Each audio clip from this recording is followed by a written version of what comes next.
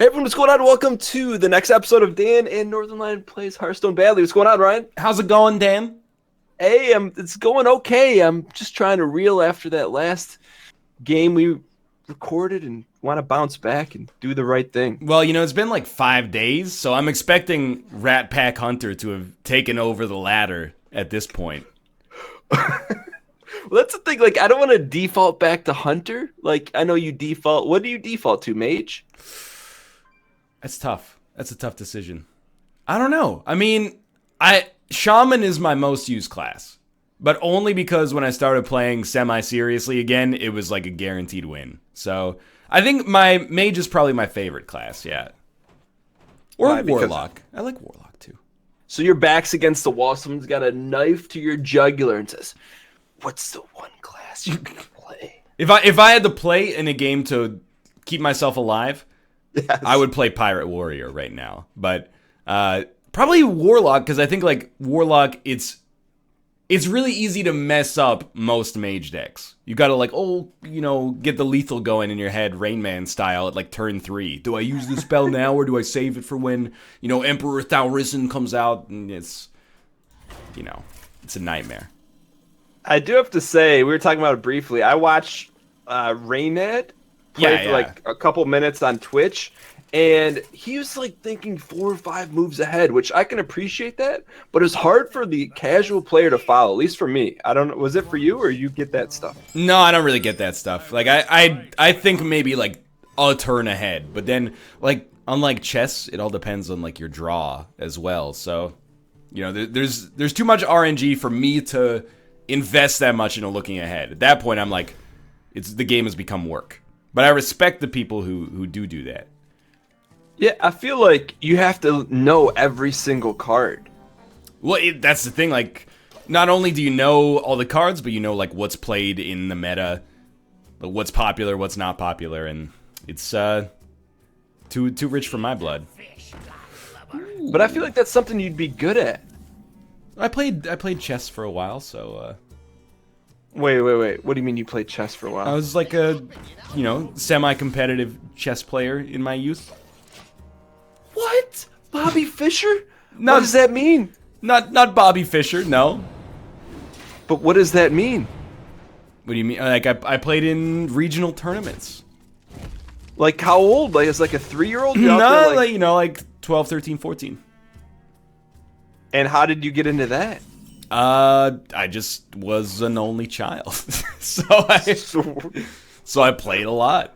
What did you lock yourself in a room playing 5 games a day for? Basically, not 5 games a day though. Try like 20 games a day.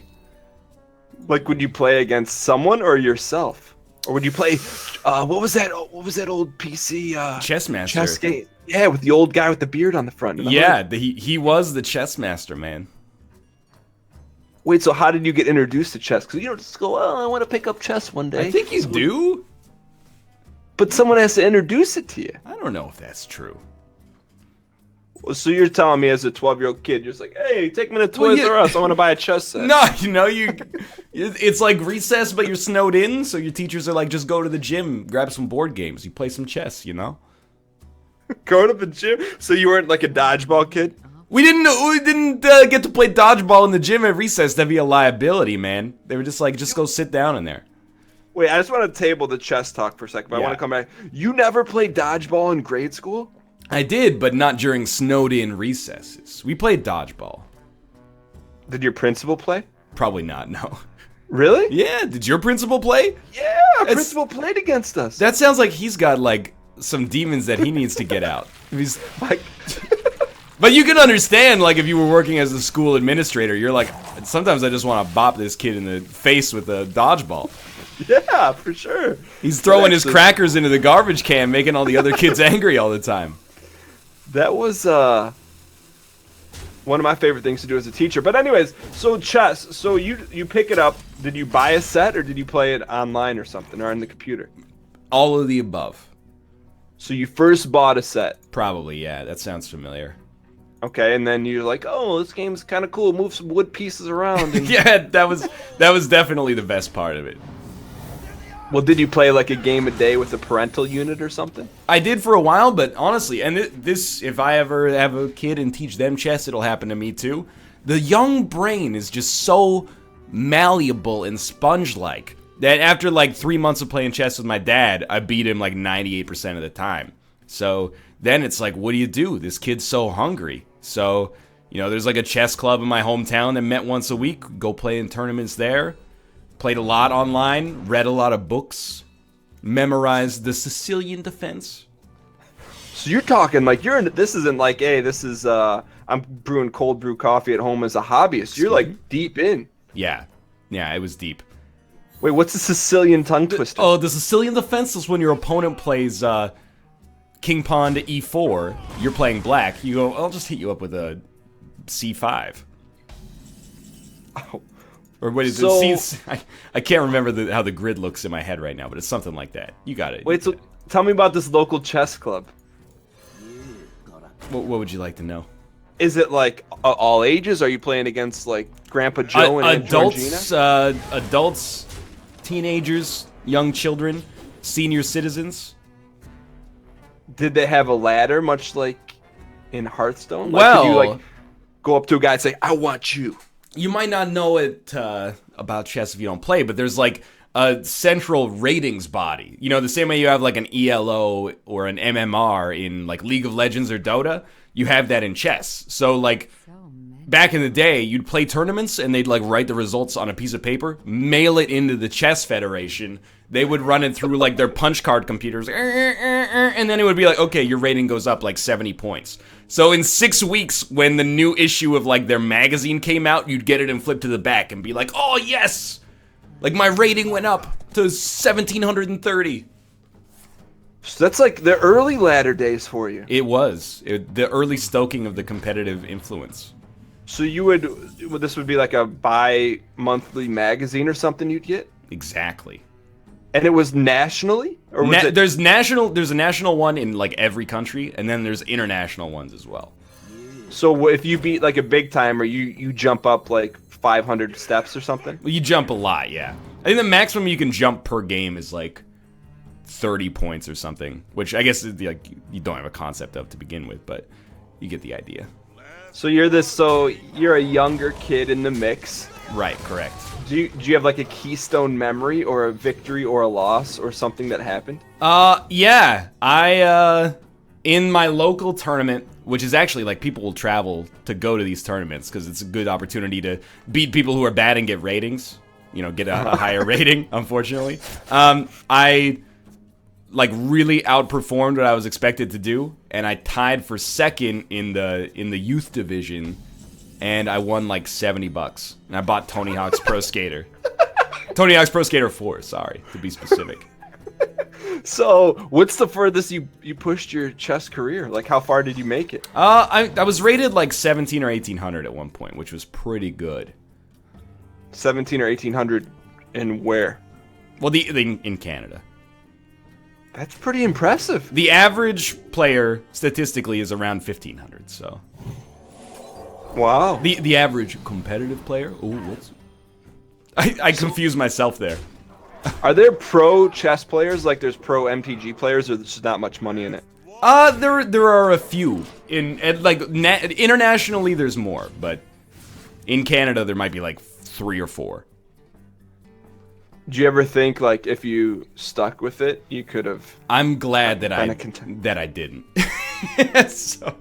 Really? Yeah, it's not a glamorous. It's not really a glamorous job, I think. What that's interesting to learn about you, because that tells me somewhere deep inside the depths of the egg, like there's probably a competitive Hearthstone player or no, something. But that's I exhausted my competition as a youngster, and now I'm over it. Now all I want to do is play 7/6 loot hoarders. I was gonna say no to that because your competitive need, no pun intended. No, I get it. Was on display a few weeks ago.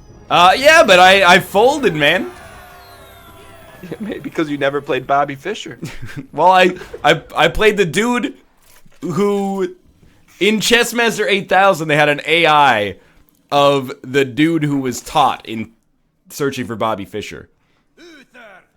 That's a very difficult sentence to parse. So you played an AI that beat Bobby Fischer? No, I played an AI that was like Josh Palmieri or something. I forget his name. But Chaz Palminteri? That guy's pretty good. I got no problems with that guy. Chaz? I saw Chaz perform a one-man show. He did every single part of A Bronx Tale in Detroit about 5 years ago. Yeah, have you ever seen that movie? I've seen about only what you've linked to me, so I'd say about 90% of it. Add one to the counter.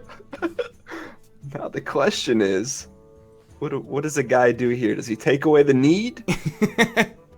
Well, you start by playing your own need. Oh, what a 3-mana loot hoarder. Ooh, whenever this we gotta take him, boys. You do have to. Wait, I'm not done with this chess thing. So, all right, sure. Like, when you'd be in middle school, would you just say like, "Hey, I'm gonna whoop your ass in chess"? No, it was very, just a nice kid, man. But did people know you were this like legendary chess player? The way that chess works, it's like boxing, you know? Like, if you're good, if you're like Mike Tyson, you're not gonna lose to the guy who's number 2 like 30% of the time. You're gonna beat his ass like 90% of the time. So that was basically, I was rated, like 17 or 1800. The average 10-year-old is rated like 600. So it was just it's not even close, honestly. That doesn't make sense. Rated, so a higher ranking is the better. Yeah, correct. Why is that like that? I don't know. It was invented in like the 3rd century or something. Probably so not. So you would never play kids in middle school? Well, I would, but I have to. But, it was like, the worst part is it wasn't even a challenge. Dan, check this out. Wait, you've got 2 steroided up loot hoarders. Dude, I think there needs to be a side pot to the side pot that is who plays the biggest loot hoarder. That could be it. Like, what do they call that? There's like it's something competitive like that. What is that? You know what I'm saying? Yeah, dude. Like tournaments, whoever has the biggest schnobber or something. Yeah. That's been my favorite side bet for years. Who's got the biggest schnobber? All right. Wait a minute. Dan, what did you do in middle school? What was your hobby of choice? Because you're good at getting people talking about themselves. And I'm not saying you're trying to deflect, but I think the people would like to know more about your origin story as well. Well, I'm not done talking about. No, but that's I'm done with that for now. But I feel like I've watched your videos. Like, we've got to know each other over the past handful of years. But I never once heard that you were a grandmaster chess player. I was not a grandmaster. If I had stayed with it, that was the thing. Like, there was a really good player who was. What are you doing there? There's a really good player who was younger than myself. So he was like 11. And he was like, you got a pretty late start. You only started to play chess when you were like 12. The best you could do is international master. It's like you're already too old to be good at chess in your life. It's sobering, but yeah, I probably could have become a national, maybe international, not grandmaster. But you're stoking my ego, and you're not answering my questions, Dan. But how can you put a physical limitation? Like, oh yeah, you just started playing golf at age 12, and you don't, I can understand, that, but mental limitation, I don't get that. Kids. Have you ever seen the movie Baby Geniuses? No. What is that about? What do you think it's about, based on the title? Baby Geniuses. Correct. Yes. I'm not answering your questions until you answer my questions. But we haven't put an end cap on the chess stuff yet. I can't do something with that. The end cap to the chess stuff is eventually, in high school, I just got bored of it. Because of lack of challenge, or because of... No, it's just like, you know what? I'd rather do good in school or spend time with my friends instead of spending 20 hours a week reading, a Bruce Pandolfini book about opening tactics. James Gandolfini. You didn't know? James Gandolfini is the greatest chess master in Italian history.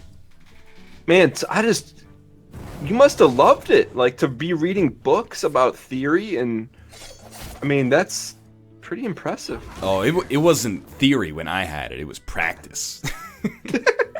Do you feel like that was your first love?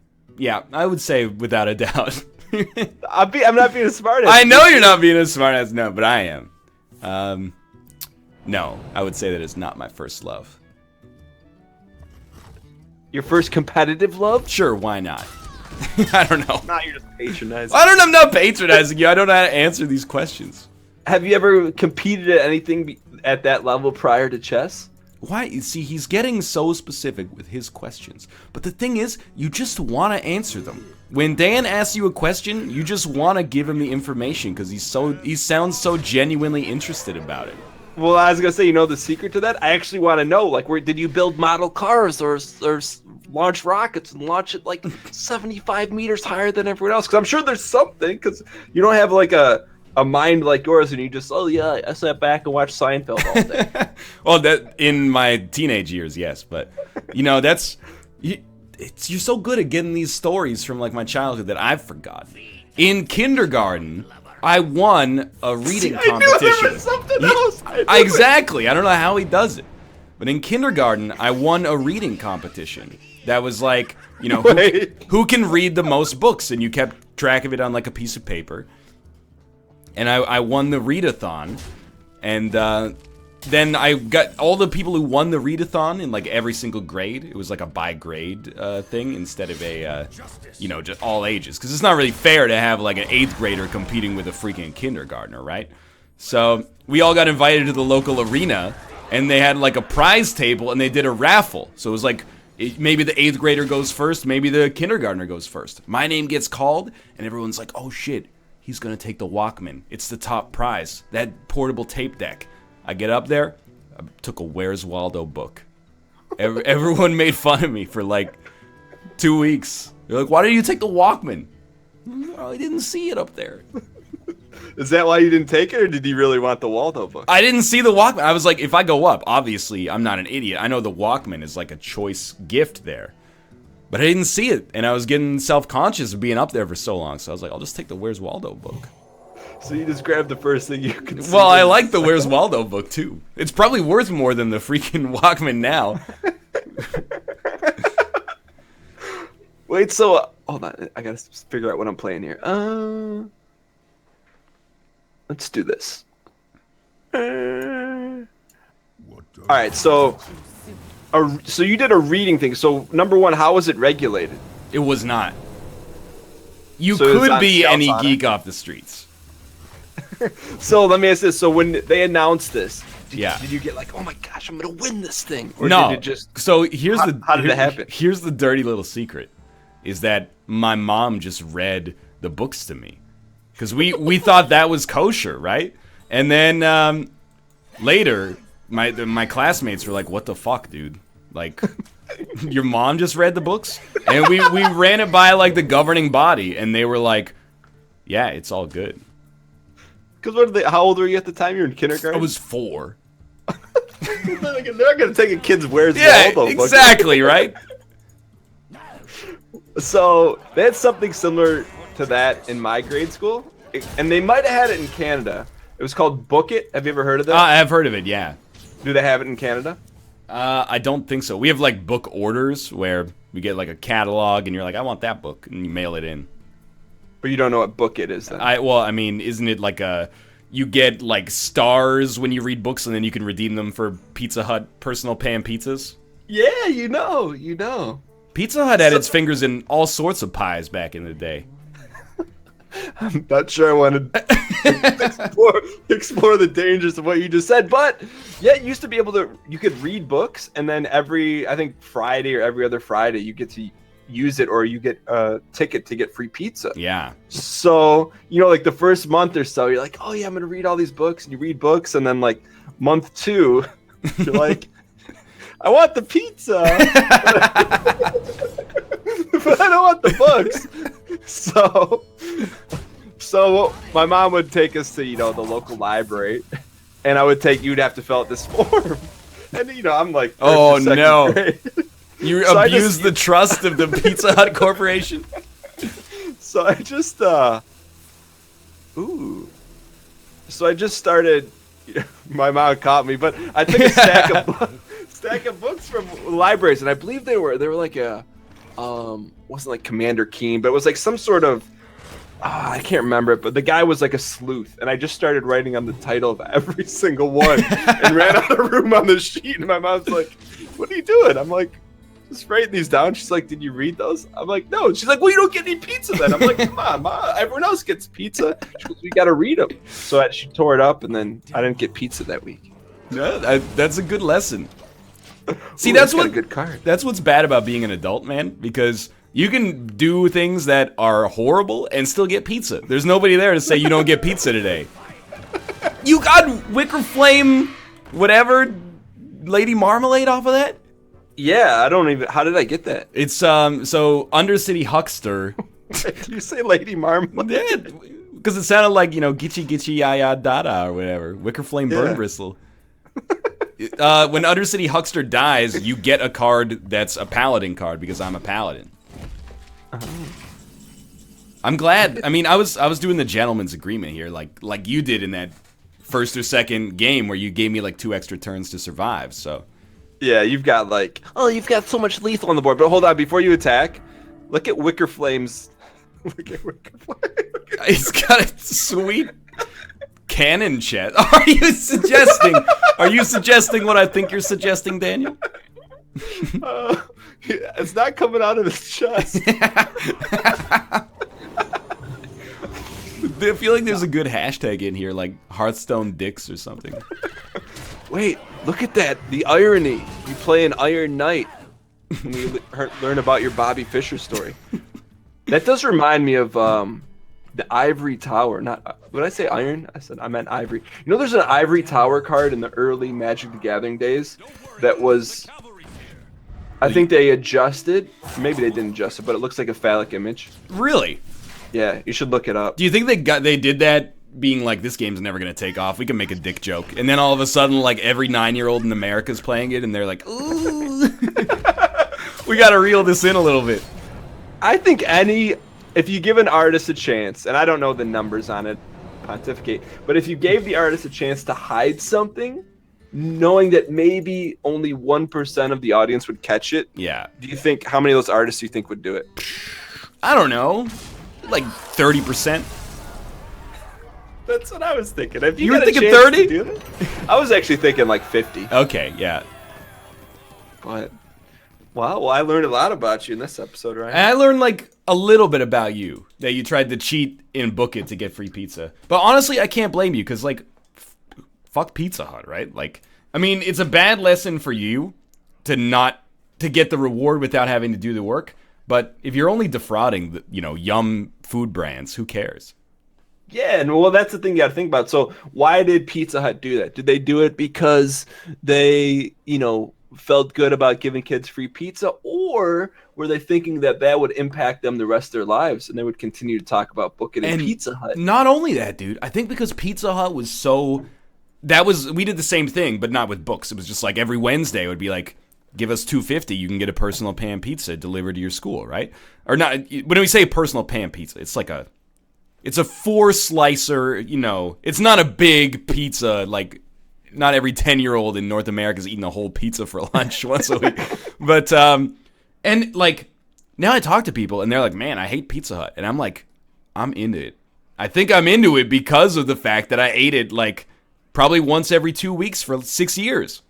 Wait, so would it be like a separate delivery, like you get to mark it off in class and then it just shows up and says, Ryan, come get your deep dish pizza? It was for the whole class. So like on Mondays, there would be, like the order form would go out and be like, hey, give us your $2.50 if you want pizza on Wednesday. And you'd be like, okay, I'll take one pepperoni. And then on Wednesday, big truck would come up with like, 100 personal pan pizzas in it. And they'd just give you the fulfillment, whatever you ordered, they'd dish it out.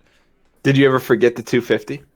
I can't remember. That was a long time ago. But I will say, in 6th grade, our teacher started running his own pizza orders that were $2 from a different pizzeria. Like, he was undercutting the school. And there was this kid in my class who was like, at the time, he was like a 12-year-old badass. And one time, he ordered a slice of pepperoni. But they're like, oh, sorry, we don't have any pepperonis left. You have to take like a Hawaiian, and he cried. Wait, a 12-year-old? Yeah, he's like, I ordered pepperoni, but I got Hawaiian. What was his first name? I'm not telling you that. Come on. No, I can't go that far. We'll just say his first name is Jonathan. There you go. Yeah, whatever. I will say this to bring it full circle, and I'm not bullshitting you at all. Like, if something like really good happens, saying whatever, and I need to celebrate like a dinner, and my wife and I go out, like if it's a really, really special dinner, please don't say you're going to Pizza Hut. I swear to God. Like, yeah. Yeah, we'll go, but we'll go and we'll sit in the restaurant. Yeah, with the green top tables and the... Yeah. And I'm not even joking, and it just hit me now. I'm like, why is that? That's the thing. It was a marketing genius. Even, like, when my parents are like, where do you want to go for pizza if I'm at home? I'm not like, I want to go to the place that has, like, good $10 large pizzas. I'm like, take us to Pizza Hut where we can get a meat lovers for, like, $27. And... people, they try to get in your head. They're like, they spray oil on the Pizza Hut pizzas to make them more delicious. Like, yeah, it's working, man. Wait, they do? Apparently, they like oil up the pizza after it comes out of the oven. But that's the thing. Like, it's the most genius marketing campaign because it's also, at the time, you're like, man, Pizza Hut really cares about child literacy. But really, they were associating like excitement with Pizza Hut. So as a kid, you're like, oh, I can't wait for Wednesday, personal pan pizza day. Dude, it worked. It worked on me. We probably just blew that shit wide open for so many people. If they kept watching this long into the episode. I feel duped though. Like I genuinely like, hey, I gotta celebrate something big. Let's go to Pizza Hut. And my wife first is like, that's kind of strange, but yeah, let's do it. Whatever you want. Holy God. Oh my God! It's marketing, man. They're in our heads. But I'm speechless. Like I felt like the end of The Usual Suspects. And the guy's walking away with an oil spray can. That they sprayed pesticides. And a copy of Sleuths under his arm or whatever. I'm gonna find the name of that because I can see the cover. It's like this guy with a large nose. It's a cartoon, and he's got one of those billy caps with it's a suede pattern. I'm gonna find it. Or someone in the comments is gonna name it. Like, I read those too. Like I didn't, and I got caught. It's not just Sherlock Holmes, right? No, it's like I don't know. Someone will find it. If you read it, you'd remember because you have the memory. I don't have the memory. Well, that's okay. But anyways, thank you guys so much for watching. Hope you guys enjoyed it. Ryan, you just went on a tear there. Yeah, that's Dustin Byfuglien, man. That's apparently that deck is okay. But I'm talking overall. I mean, I don't know where we are overall, but I think you overcame the first. We're either 4-2 or 3-3 right now, depending on the results of the Tavern Brawl, which we don't get to play until Wednesday. But the real question: who's ahead for? Mind if I roll? Dan, I don't want to throw shade, but I'm pretty sure I've thrown more loot hoarders and the fattest loot hoarders I've ever seen. Right now, the fattest loot hoarders is 7-6, right? I believe so, yeah. I'm gonna make the statement right now, and then we'll close this thing out. I will top that before this thing is set. I can give you some ideas. There's like there's the priest cards that double a minion's attack. You set a minion's attack equal to its health. You could get like a 30-30 loot hoarder. But pretty much your whole deck would be designed to buff a single card. I don't think it's a great strat, but it might get the job done. We're gonna do that one episode. We're gonna do biggest loot hoarder battle, and we'll come up with the deck. Whoever makes the fattest loot hoarder wins. Great name for it: the biggest looter. There you go. All right, with that, we're going to sign this one off. Thank you guys so much for watching. Hope you guys enjoyed. If you guys did, click the like button. Helps out a great deal. As always, thanks to Ryan, and check out his perspective. Links in the description below. Later, Ryan. See you next time. Later.